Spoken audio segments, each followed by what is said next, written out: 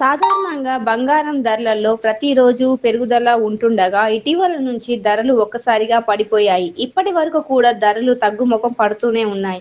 దేశీయంగా తులం బంగారంపై రూ. 300 తగ్గింది. ప్రస్తుతం 22 క్యారెట్లు 10 గ్రాముల బంగారం ధర రూ. 66,790 ఉండగా 24 క్యారెట్ల 10 గ్రాముల ధర రూ.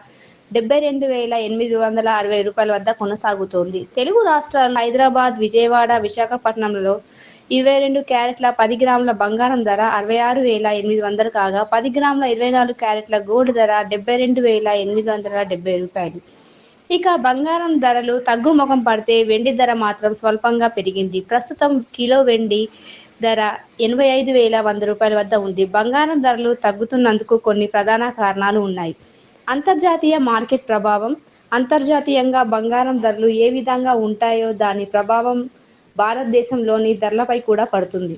అంతర్జాతీయ స్థాయిలో బంగారం డిమాండ్ తగ్గడం లేదా సరఫరా పెరగడం వల్ల దేశీయంగా ధరలు తగ్గుతాయి. డాలర్ బలపడటం.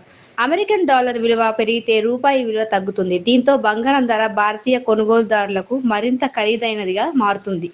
వడ్డీ రేట్లు పెరగటం. కేంద్ర బ్యాంకులు వడ్డీ రేట్లను పెంచితే బ్యాంకుల్లో పెట్టుబడులు పెట్టడం లాభదాయకంగా మారుతుంది. దీంతో బంగారం వైపు ఆకర్షణ తగ్గి ధరలు తగ్గుతాయి. ఆర్థిక పరిస్థితులు.